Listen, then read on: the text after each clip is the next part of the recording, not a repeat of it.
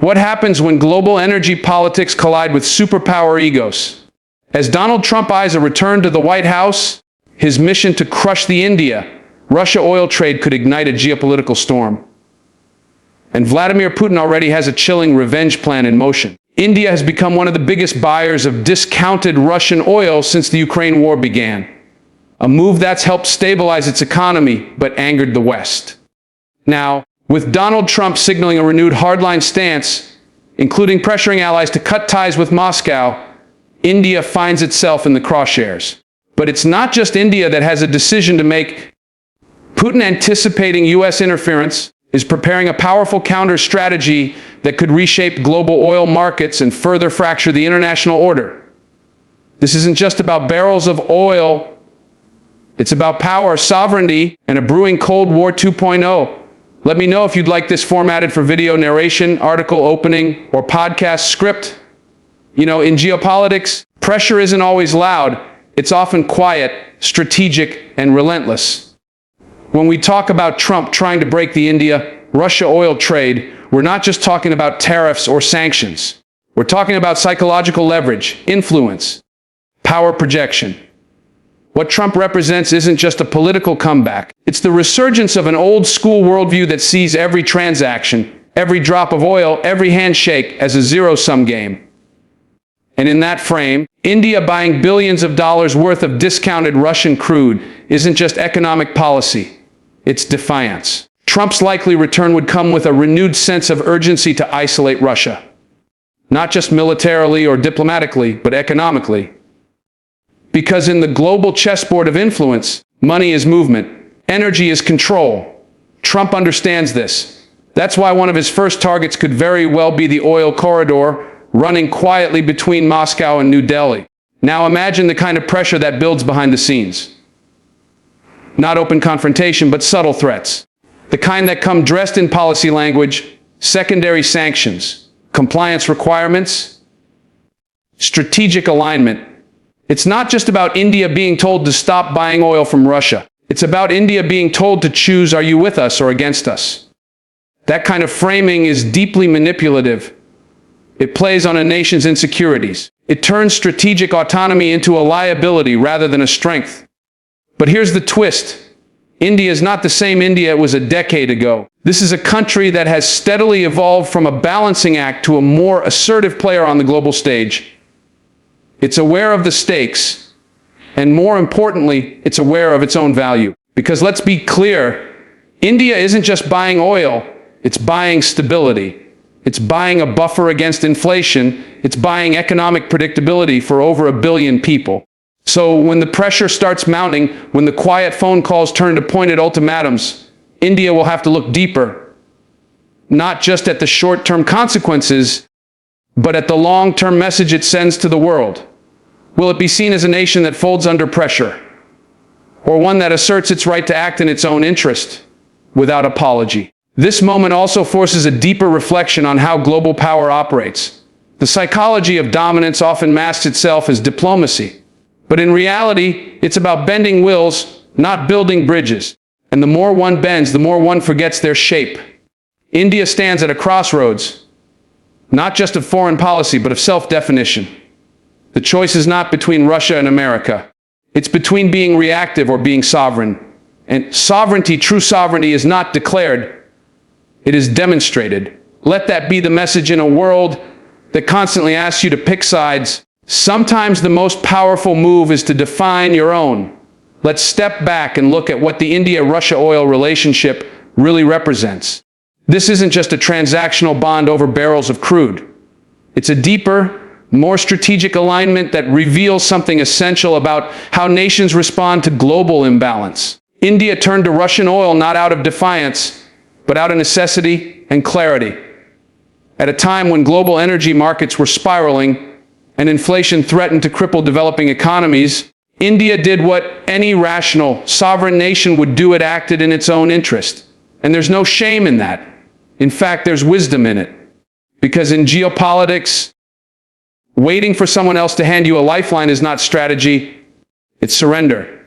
When Western countries, particularly those in Europe, scrambled to source new energy after cutting off Russian supplies, They did it unapologetically. Why should India be held to a different standard? This is where the conversation gets philosophical. The idea of fairness in global policy is often a mirage. It's used to create expectations, but not always upheld in practice. When a developing country like India finds a way to stabilize its economy, feed its people, and keep its fuel prices manageable without causing harm to any other nation, it's called economic pragmatism. But when the same country refuses to cave to external pressure, it's suddenly accused of being strategically unreliable. That's not diplomacy. That's gaslighting. Let's be clear. The India-Russia oil relationship has served as a pressure valve, economically, politically, and socially. It has allowed India to navigate global turbulence without falling into crisis. More than that, it has given India leverage, a rare and valuable asset in a world dominated by superpowers. And leverage in international affairs is everything. It changes how you're spoken to, how you're treated, how much room you're given to chart your own course. Some critics will argue that aligning too closely with Russia sends the wrong message. But that argument misses the bigger picture. India has never claimed to be aligned with any one bloc. It operates on a principle older than modern alliances: non-alignment, strategic autonomy, the belief that partnership does not require submission.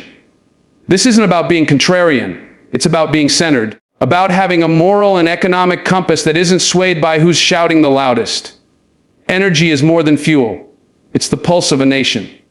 It drives agriculture, industry, transport, healthcare, every domain that touches human life.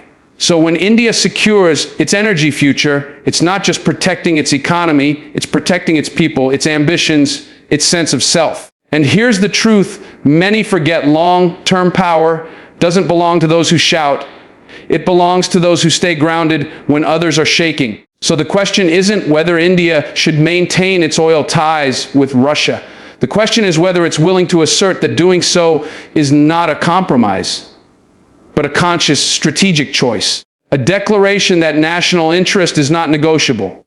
When we talk about retaliation in geopolitics, it's rarely just a matter of military force or public rhetoric. The real battles often play out in subtler arenas: currency systems, oil contracts, trade routes. That's where Vladimir Putin's so-called revenge plan begins to unfold. It's not about a dramatic strike, it's about a strategic dismantling of the structures that give the West its leverage. And oil, once again, is at the center of that design. What Putin understands, perhaps better than many, is that control over energy flows is a form of psychological warfare. If you can't win the narrative, you control the necessity. Energy is that necessity. And by ensuring Russia's oil continues to flow eastward toward nations like India and China, Putin doesn't just bypass Western sanctions, he exposes their limitations. He reframes the rules. The moment countries realize they can operate outside the dollar-dominated system, the architecture of Western economic control begins to fracture. So his response isn't just about selling more oil to India. It's about building an ecosystem, one that doesn't depend on approval from Washington, Brussels, or any institution born out of a post-World War II world order. Think about that for a moment. The dollar isn't just a currency, it's a symbol of influence. If Putin succeeds in expanding oil trade in yuan, rupees, or rubles, he chips away at the psychological dominance that the West has relied on for decades. That is not just a financial maneuver, it's a philosophical challenge to the world as we've known it. And India, whether it realizes it or not, sits at the fulcrum of this shift. It becomes a potential bridge between competing worldviews, the old and the emerging, the centralized and the multipolar. That's not just a geopolitical position. That's a moral test. Because participating in a system that seeks autonomy from imposed dominance requires courage and clarity, not ideological alignment with Russia, but the recognition that the rules of the global game are evolving. And India has the agency to shape those rules, not just follow them. But let's not mistake this for revenge in a crude sense. What Putin is doing isn't fueled by emotion. It's powered by opportunity. The West cornered him, now he's looking for exits. And those exits run through Asia, through BRICS, through new coalitions that don't yet have a name, but are starting to take shape. If the old order punished deviation, The new one might reward independence. That changes the stakes for everyone, including India. What's unfolding here is bigger than any single leader or headline. It's the slow, deliberate redefinition of global gravity. The question isn't whether we approve of Putin's strategy, but whether we understand its implications. Because the world isn't waiting for permission to change. It's already changing. And in that change, the greatest risk isn't taking a stand. It's being too afraid to make one. Here's where things start to tighten. It's not just about oil or tariffs or sanctions anymore. It's about choices and the consequences that come with them. When powerful nations start drawing lines in the sand, when pressure mounts to pick a side, something fundamental gets tested: your identity. For India, the pressure to distance itself from Russia doesn't come in a vacuum. It's layered. It comes wrapped in language about democracy, values, and alignment.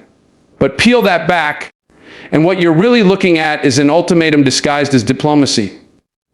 And here lies the real challenge.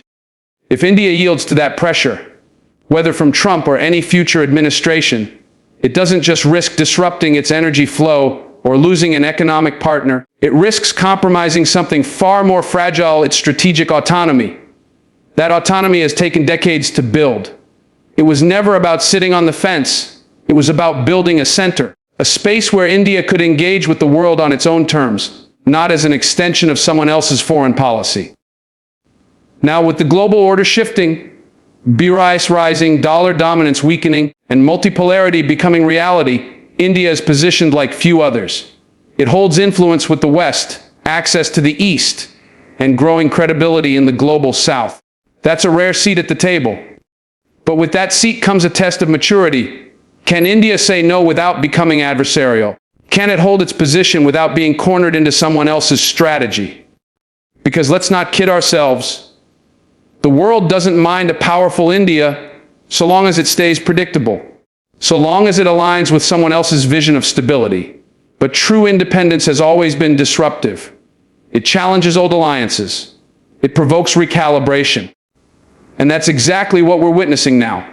As Trump prepares to re-enter the arena with a more transactional, unilateral style, he won't be interested in nuance. He'll want loyalty, clear lines, immediate returns, and when he doesn't get them, pressure follows.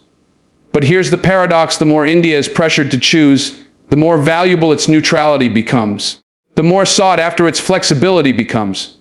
Because a multipolar world doesn't run on domination. It runs on negotiation, and the ability to speak to all sides without being owned by any of them. That's power. That's presence. In this new landscape, India must remember that being neutral is not the same as being passive. It's a conscious, courageous stance. One that says, we see your interests, but we won't trade away our own. That's not just foreign policy. That's a philosophy of self-respect. And maybe that's what this entire moment comes down to.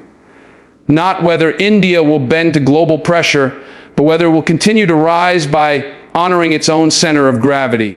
Because in a world increasingly defined by sides, the real strength lies in those who have the courage to stand alone and still be heard.